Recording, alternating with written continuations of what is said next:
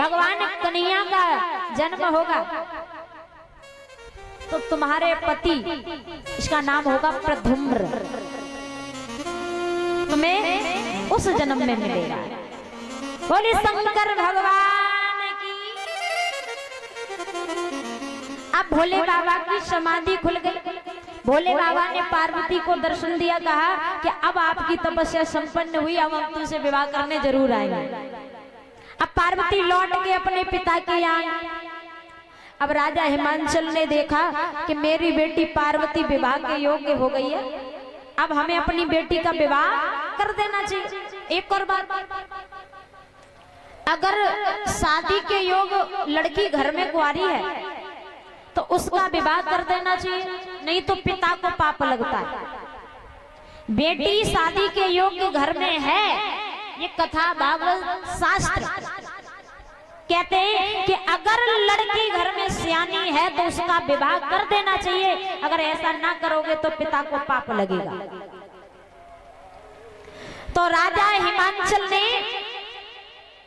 अपनी बेटी पार्वती के विवाह के लिए सप्तऋषियों को बुलाया, ब्रह्मा को बुलाया, विष्णु को बुलाया। अब आती है यहाँ पर कि पार्वती की लगन किसने लिखी?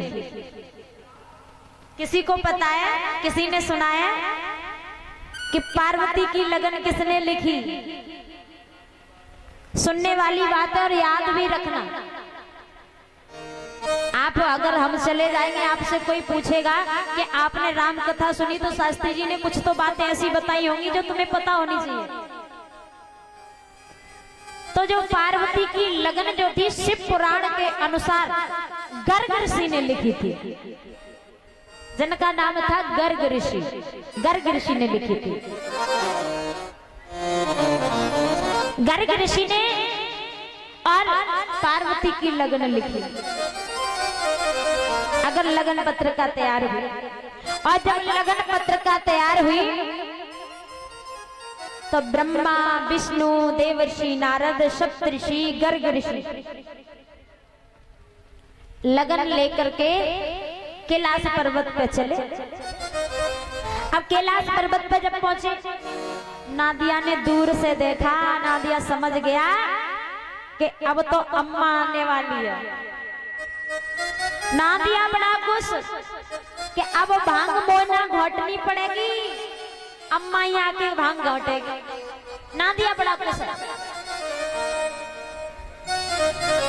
नादिया ने जब दूर से देखा भोले बाबा अपनी समाधि में लीन है, भगवान का भजन करते हैं, तो नादिया जगाने लगा है भोले बाबा को और बोला कि मेरे बाबा काहे लगाई गयो ताड़ी, मेरा भोला काहे लगाई गयो ताड़ी, मेरो बाबा काहे लगाए गयो ताड़ी, मेरो बाबा काहे लगाए गयो ताड़ी।